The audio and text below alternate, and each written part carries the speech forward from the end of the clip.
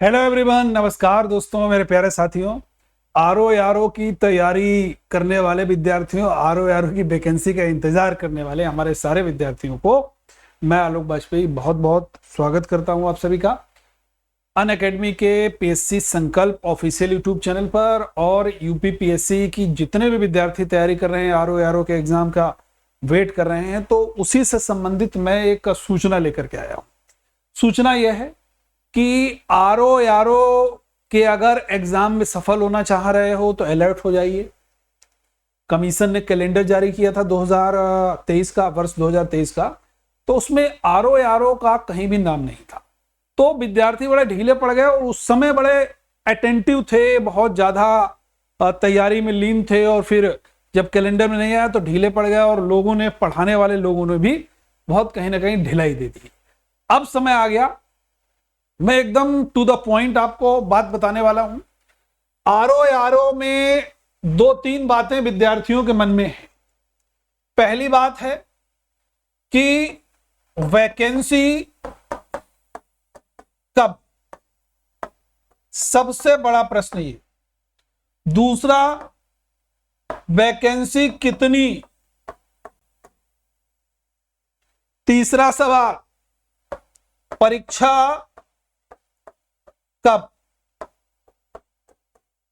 ये तीन सवाल विद्यार्थियों के मन में है। उसमें सबसे अहम सवाल है वैकेंसी कब तक आएंगी और पद कितने हैं, और उसके बाद में परीक्षा कब है। ये तो एक बात रहेगी, ठीक है।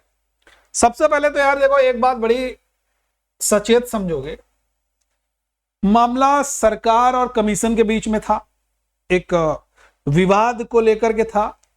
वो विवाद कमीशन ने कहीं ना कहीं विगत वर्षों में आरओ के एग्जाम को फाइनल रिजल्ट डिक्लेयर करने पर फेस किया। तो कमीशन ने सीधे सीधे सरकार से कहा कि भाई ऐसा है कि आरओ के लिए तो ठीक है यार, कि भाई आपका कोई भी ऐसी एलिजिबिलिटी है नहीं, टाइपिंग वाइपिंग की कौन सा जो है स्पेशल कैटेगरी में पीजीडीसी आएगा, कि बीटेक वालों को दिया जाएगा, कि कुछ और जो लोग डिप्लोमा किए हैं उनको भी शामिल किया जाए आरओ के लिए। तो इस बात को लेकर के बड़ा गहमा गहमी थी। और गहमा गहमी क्या थी, पर कमीशन ने सीधे सीधे कहा कि आप हमको बता दीजिए जो जो एग्जाम को हम कंसीडर करें, उस एग्जाम की लिस्ट दे दीजिए। अब मामला लगभग फाइनल है, मामला लगभग फाइनल है। और आप देख रहे होंगे, बहुत सारे लोग इसके ऊपर भी वीडियोस बना भी रहे हैं, एकदम सही बना रहे हैं। जितने लोग भी, जिन लोगों को अगर अंदर से सूचना, या कह सकते हो किसी पर्ची से सूचना या आरटीआई के माध्यम से सूचना जो लोग प्राप्त किए हैं, वो कहीं ना कहीं एक बात जरूर समझ रहे होंगे कि देखिए, सबसे पहले ये इसके ऊपर निर्भर करता है। कमीशन ने कहा है कि हम इसका एग्जाम सितंबर में या अक्टूबर में करा लेंगे।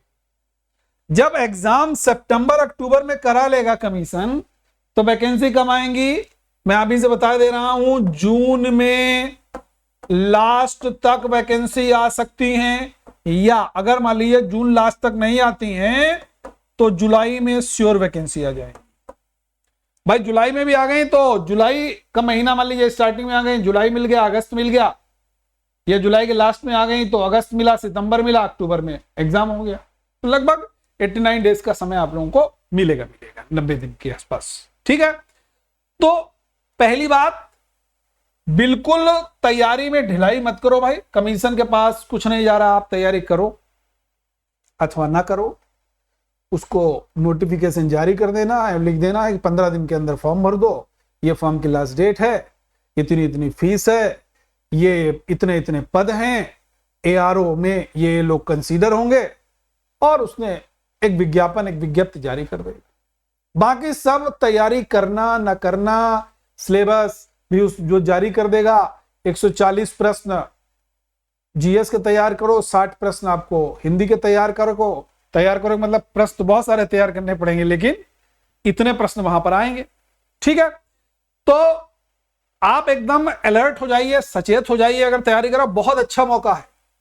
मैंने एक वीडियो बनाया था, आप लोग देखिएगा, कि अगर कोई विद्यार्थी आरओ के पद पर सिलेक्ट होता है तो वो कहां तक प्रमोट होकर के जाता है। अगर मान लीजिए 25 साल से नीचे अगर आप आरओ बन गए तो आप कहां तक जाओगे। विशेष सचिव तक जाओगे। विशेष सचिव आईएएस रैंक का अधिकारी होता है, ठीक है ना।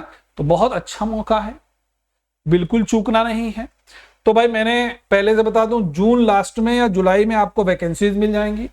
वैकेंसी कितनी मिलेंगी, लगभग मैं अभी से बता दे रहा हूं कि अप्रॉक्स मैं बताऊंगा 300 से 350 आपको पद मिलेंगे ही मिलेंगे, इससे ज्यादा आपको भी मिल सकते हैं पद, ठीक है। तो इसमें लगभग आरओ के मिलाकर के पद हैं, आरओ के कम है, आरओ के पदों की संख्या ज्यादा है। परीक्षा कब होगी मैंने पहले बता दिया, सितंबर या अक्टूबर में आपको एग्जाम ये होगा। तो बिल्कुल तैयारी कैसे करोगे, 2 चैलेंज हैं। देखो अभी थोड़ा सा अगर आप पढ़ोगे तो लीड ले लोगे और विद्यार्थियों से। पहली बात तो यह है, जीएस वाला पार्ट है और हिंदी वाला पार्ट है, जनरल हिंदी का पार्ट। जीएस वाला जो पार्ट है इसमें 140 प्रश्न हैं और इसमें 60 प्रश्न हैं। माइनस मार्किंग भी है, तो मेरिट ऑब्वियसली नीचे जानी ही जानी है। अगर आपने कर दिए 120, 25, 30 कर दिए तो बहुत अच्छे कर दिए।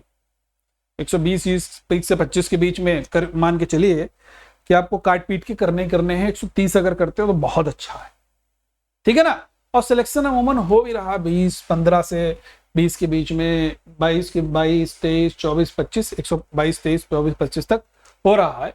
इसमें कुछ सेक्शन पर बड़ा यार जोर देना है आपको। एक तो करंट अफेयर्स पर बहुत जोर देना है, 15 सवाल से 20 सवाल 25 सवाल तक रखें।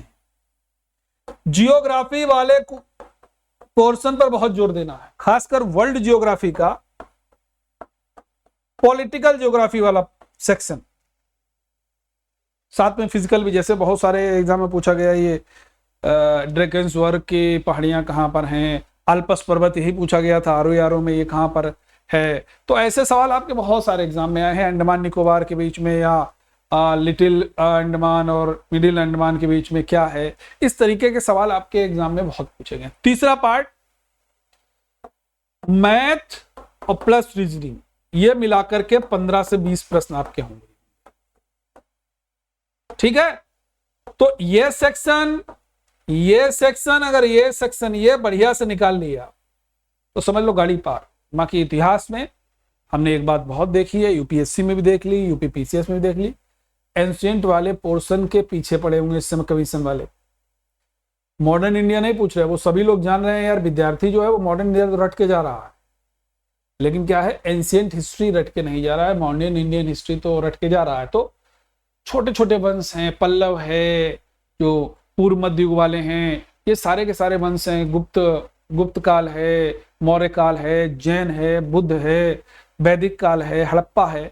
इन सबसे थोड़ा सा आप अच्छे से पढ़ लीजिए। और करना क्या है, प्रीवियस पेपर जितने लगाओ यार उतना आरओ के लिए अच्छा है, सबसे अच्छा मार्क कर सके,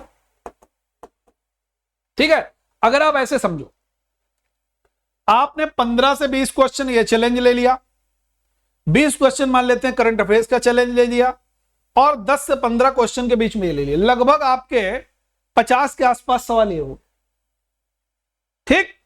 कितने हो गए 50। अब बचे आपके पास में 50 और 40 90 प्रश्नों में इतिहास का रोल है, पॉलिटी का रोल है, इकोनॉमिक्स का रोल है, ठीक है। हिस्ट्री हो गया, पॉलिटी हो गया, ज्योग्राफी हो गया, इकोनॉमिक्स हो गया, साइंस टेक का रोल है, और स्टैटिक जीके वाला रोल,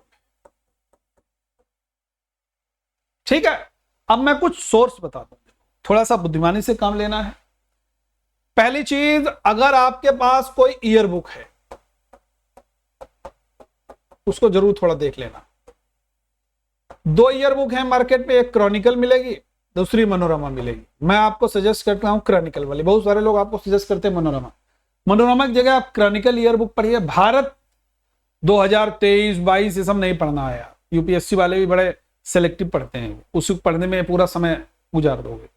तो इसको थोड़ा सा मनोरमा ईयर बुक या क्रॉनिकल ईयर बुक में कुछ सेक्शंस को बहुत अच्छे से पढ़ना है, पंचवर्षीय योजना वाले सेक्शन को बहुत अच्छी तरीके से पढ़ना है, स्टैटिक जीके वाले पोर्शन को बहुत अच्छी तरीके से पढ़ना है, और उसमें जो बॉक्सेस में इंफॉर्मेशन दी गई है वो सारे सबसे पहले बॉक्स निपटाओ पढ़ के, आप देखिएगा आपको कितने सारे सवाल मिलते हैं। प्रीवियस पेपर को आधार बनाओ, प्रीवियस पेपर कम से कम 20 साल के आप सॉल्व करो। मैं 10 साल के नहीं कहूंगा, 20 साल के। 50 क्वेश्चन तो ऐसे लीड करके ले जाओ। और ये आपको यहां की भरपाई पूरी करेगा। 60 में 55 ला सकते हो आराम से। विलोम पढ़ लो, पर्यायवाची पढ़ लो, तद्भव तत्सम पढ़ो, वाक्यांश के लिए एक शब्द पढ़ लो। सबसे कठिन क्या पड़ेगा? विशेषण विशेष। एक प्रश्न पेट आता है, एक वाक्य दिया गया होगा, उस वाक्य में पूछेगा कितने विशेषण हैं और कितने विशेष हैं। तो इसके लिए बहुत सारी मार्केट में किताबें हैं, लेकिन आप हमारे साथ हिंदी की क्लासेस से जरूर जुड़िए।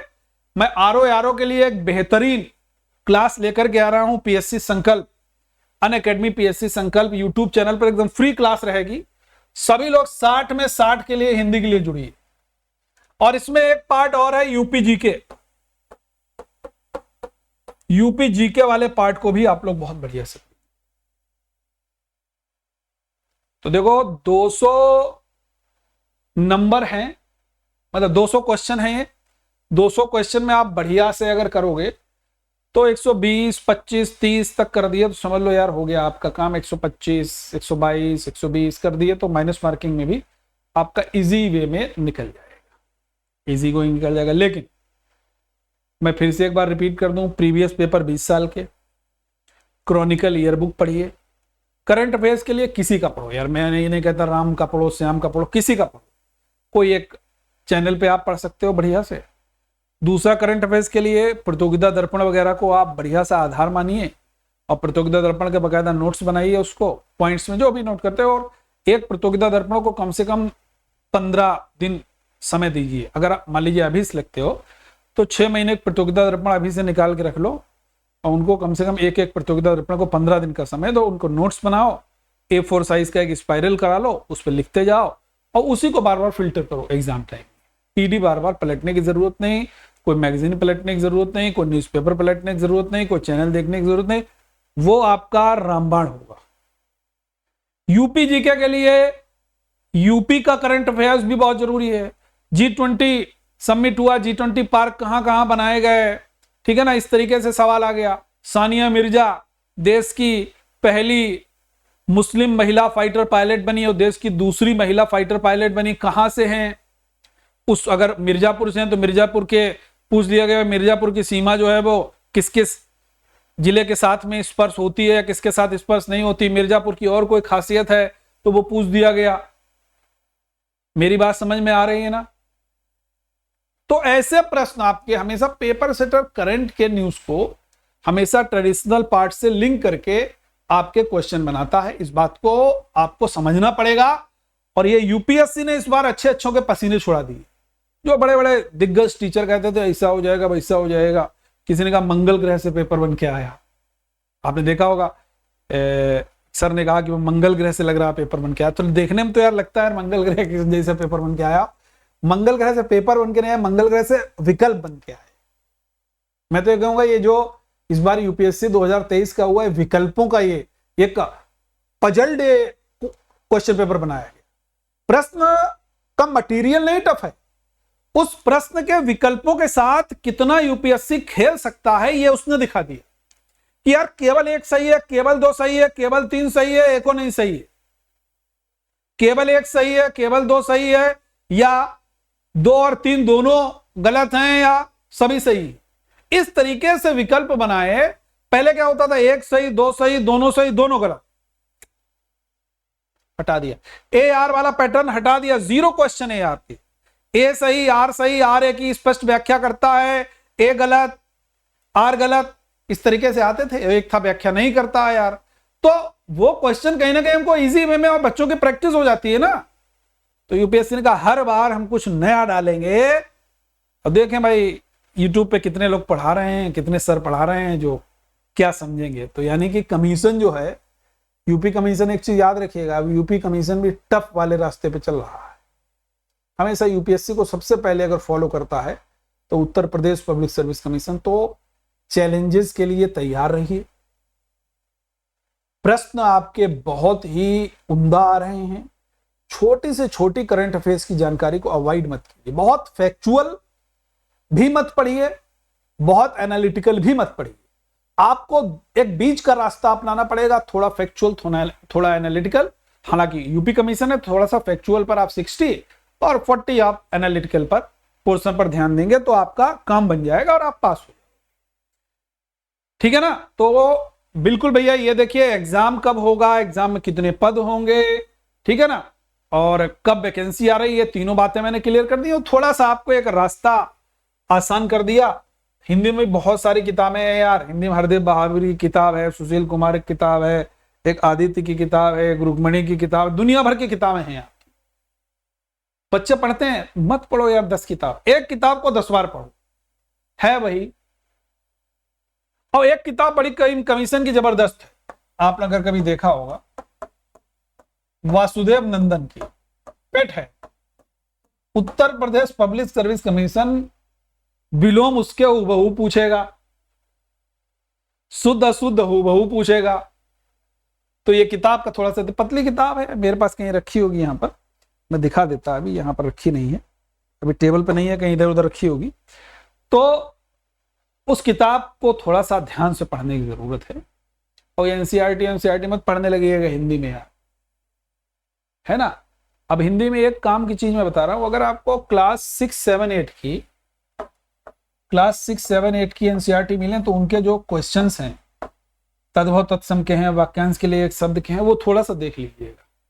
क्योंकि बड़ा मैं देख रहा था तो बड़ा पुराने 6ठी क्लास के, 8वीं क्लास के, 10वीं क्लास के क्वेश्चन पूछ दिए गए एज इट इज सरकारी किताब से उठा करके। तो ये थोड़ा सा आपको ध्यान देने की जरूरत है। तो आरओ के लिए मैं इन्हें एक आपको स्पष्ट सूचना दी है। जो भी लोग आरओ की तैयारी करना चाहते हैं तो सभी लोग मेरे साथ पीएससी संकल्प ऑफिशियल यूट्यूब चैनल पर जरूर जुड़िए। मैं टाइम टू टाइम अभी आपके लिए वीडियोस लाता रहूंगा और लाइव क्लास मेरी 7 PM पर डेली होती है, तो 7 PM पर भी लाइव क्लास आप लोग जरूर ज्वाइन करते रहिए। ओके। और दूसरी चीज, अनअकैडमी पर मेरे प्लस कोर्सेज भी हैं। अगर आप मेरे प्लस कोर्स लेना चाहते हैं तो प्लस कोर्स के लिए सब्सक्रिप्शन आप लेना चाहते हैं अनअकैडमी पर, तो मेरा रेफरल कोड लगा दीजिए यार, ABSIR10 ABSIR10। इस कोड को लगाने से डिस्काउंट मिलेगा। मेरे कोर्सेज है, हिंदी का स्पेशल कोर्स करना चाहते हो हिंदी का ले सकते हो, लेकिन सब्सक्रिप्शन जब आप लेते हो सारे टीचर्स से पढ़ सकते हो, सारे सब्जेक्ट पढ़ सकते हो। ये आपके ऊपर डिपेंड करता है, 3 महीने का लेते हैं, 6 महीने का लेते हैं, 1 साल का लेते हैं, 2 साल का लेते हैं, जैसा आपकी क्षमता है, जैसा आप चाहते हो कि तैयारी इतने समय मेरी अच्छी हो जाएगी। लेकिन मैं यही हमेशा सलाह देता हूँ, 1 साल से कम का सब्सक्रिप्शन मत लीजिए। 1 साल का लेते हो तो बहुत सटीक रहता है और उतना समय तैयारी के लिए पर्याप्त रहता है। ओके, तो यहीं तक रखता हूं मैं। Thank you everyone. सेशन को अधिक से अधिक शेयर जरूर कीजिएगा, लाइक जरूर कीजिएगा और चैनल को बच्चे सब्सक्राइब जरूर कीजिएगा। ओके, थैंक यू, जय हिंद।